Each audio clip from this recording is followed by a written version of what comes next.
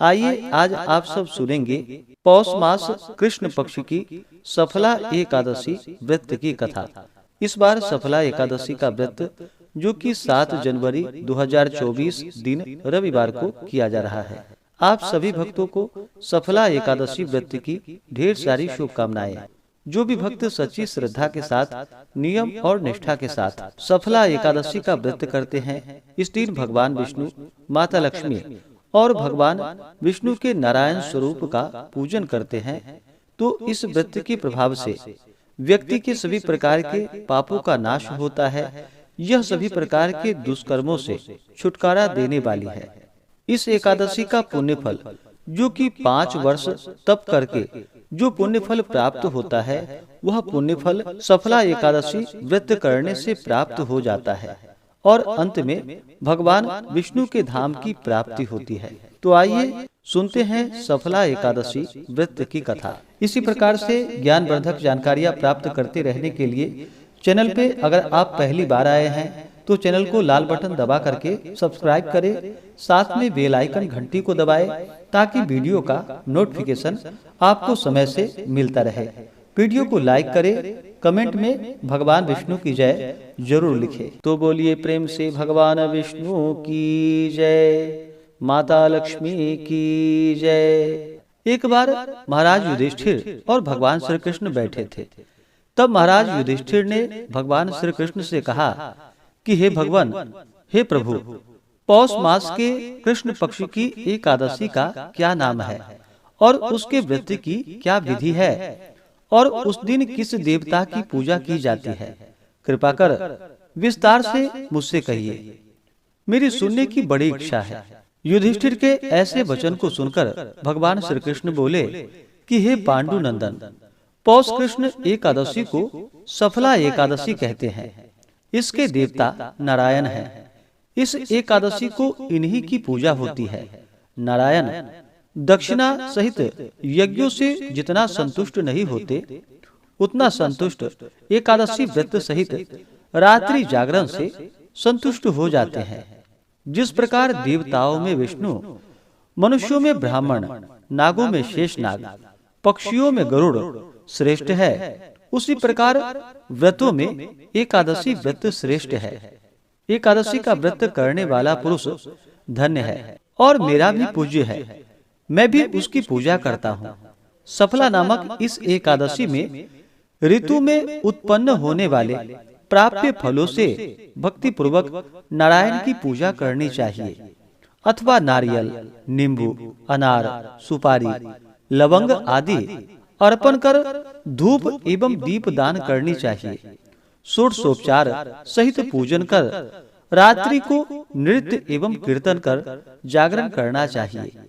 एकादशी व्रत के समान जो यज्ञ का पुण्य फल है, वह और किसी दूसरे व्रत का फल नहीं है।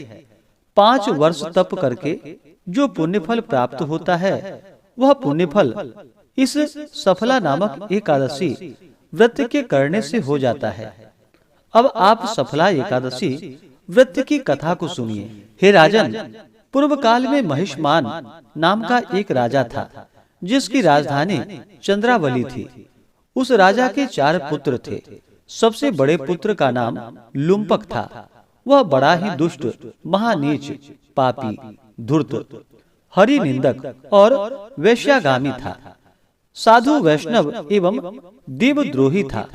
उसके पिता ने उसे बहुत बार समझाया, मगर उसकी समझ में कुछ नहीं आया। तब विवश होकर राजा ने उसे देश निकलने का दंड दिया। राजकुमार लुम्पक दंडित हो पास के ही एक वन में जाकर रहने लगा और अपने पिता के ही राज्य में चोरी और डाके डालने लगा और फिर प्रजा को तंग करने लगा। राजा के अनेकों प्रयत्न करने पर भी वह पकड़ा जाकर दंडित नहीं हो सका। उसका उत्पात एवं हत्या कार्य दिन दुना और रात चौगुना बढ़ता ही गया और वह एक महान पापी हो गया। परंतु संयोगवश उसने अपना स्थान जहाँ बनाया था, वह एक पुराने पीपल के नीचे था और वह किसी समय किसी की तपोभूमि रह चुकी थी। एक दिन लुम्पक को अपना शरीर कुछ अस्वस्थ मालूम हुआ अस्तु उसने उस दिन कुछ भी भोजन नहीं किया। दूसरे दिन एकादशी थी। लुम्पक को बड़े जोरों का ज्वर हो आया और वह दिन भर अचेत ही पड़ा रहा।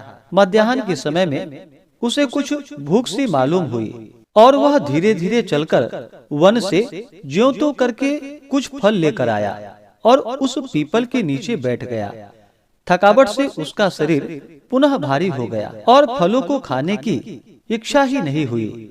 तब उसने फलों को उसी पीपल की जड़ में रखकर कहा कि लीजिए वासुदेव भगवान, अब यह फल आपको ही अर्पण है।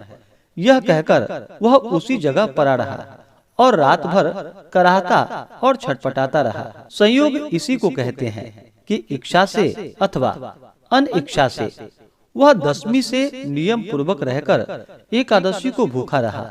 संध्या समय ऋतु फलों को श्री वासुदेव को अर्पण कर रात भर जागता रहा। इस महापुण्य से उसके आज तक के समस्त पाप जलकर राख हो गए और उसके हृदय में ज्ञान का प्रकाश उदय हो गया। उसी समय एक सुंदर घोड़ा अनुपम और दिव्य साजों से सजा हुआ उसके सामने आकर खड़ा हुआ। राजकुमार लुम्पक घोड़े को देख ही रहा था कि उसके कानों में साफ साफ सुनाई दिया कि हे राजकुमार, कल संध्या समय तुमने एकादशी व्रत करके ऋतु फलों से मेरी जो पूजा की थी उसके पुण्य फल से तुम्हारे सभी पाप नष्ट हो गए, साथ ही तुम्हारी प्रकृति भी बदल गई। अब तुम इसी घोड़े पर सवार हो अपने पिता के पास चले जाओ, वह तुम्हें आदर पूर्वक रख लेंगे और तुम्हें तुम्हारा खोया हुआ राज्य भी देंगे। राजकुमार लुम्पक ऐसी आकाशवाणी को सुनकर बहुत ही प्रसन्न हुआ और तत्काल ही दिव्य दिव्य वस्त्राभूषणों से भूषित होकर के घोड़े पर चढ़कर अपने पिता के पास जाकर उन्हें प्रणाम किया और अपना सारा का सारा वृतांत राजा से कह सुनाया। राजा अपने पुत्र के ऐसे वचन को सुनकर और उसे परम तेजस्वी जानकर अत्यंत ही प्रसन्न हुआ और शीघ्र ही घर बाहर का सारा काम बंदोबस्त करके राज्य भी उसके हाथों में सौंप दिया। राजकुमार ने अत्यंत निपुणता के साथ अपने राज्य को संभाला और फिर प्रजा भी संतुष्ट हो गई। राजा हर मास की एकादशियों का व्रत नियम पूर्वक करने लगा और अनेकों पुत्रों का पिता हो अंतकाल में स्वर्गलोक में जाकर आनंद करने लगा। हे राजा, इसी प्रकार जो कोई भी इस सफला नामक एकादशी का व्रत करता है उसके सभी मनोरथ पूर्ण हो जाते हैं। तो बोलिए प्रेम से भगवान विष्णु की जय, माता लक्ष्मी की जय। इसी प्रकार से जो भी भक्त सच्ची श्रद्धा के साथ नियम और निष्ठा के साथ सफला एकादशी का व्रत करते हैं, भगवान का पूजन करते हैं, कथा श्रवण करते हैं, भगवान विष्णु उनके सभी प्रकार के पापों को नष्ट कर देते हैं तथा सुख और समृद्धि का आशीर्वाद प्रदान करते हैं। इस बार सफला एकादशी का व्रत जो कि 7 जनवरी 2024 दिन रविवार को किया जा रहा है। अब आइए जानते हैं सफला एकादशी व्रत के शुभ मुहूर्त और पारण समय के बारे में। एकादशी तिथि प्रारंभ समय 6 जनवरी 2024 दिन शनिवार रात्रि 12:44 और एकादशी तिथि की समाप्ति है जो कि 7 जनवरी 2024 दिन रविवार को रात्रि 12:48 पे। तो सूर्योदय व्यापनी के अनुसार शुद्ध रूप से जो कि 7 जनवरी को व्रत धारण किया जाएगा और इस व्रत का पारण जो कि 8 जनवरी 2024 दिन सोमवार को व्रत का पारण किया जाएगा। एकादशी व्रत का पारण जो कि हरिवासर समाप्त होने के बाद करना चाहिए। हरिवासर का समय द्वादशी तिथि का पहला चौथाई हिस्सा वह समय हरिवासर का होता है, उसे छोड़ करके व्रत का पारण करना चाहिए। तो इस बार सफला एकादशी व्रत का पारण जो कि 8 जनवरी 2024 दिन सोमवार को किया जाएगा। पारण का समय सुबह 7:15 से सुबह 9:20 तक व्रत का पारण किया जाएगा।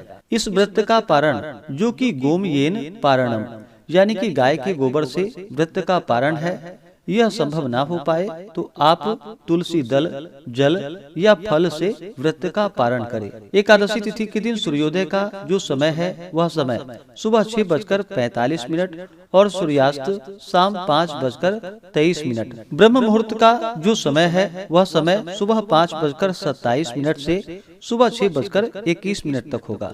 एकादशी तिथि के दिन राहु काल का जो समय है 7 जनवरी को वह समय शाम 4:03 से शाम 5:23 तक और 8 जनवरी को सुबह 8:04 से सुबह 9:24 तक राहु काल का समय होगा।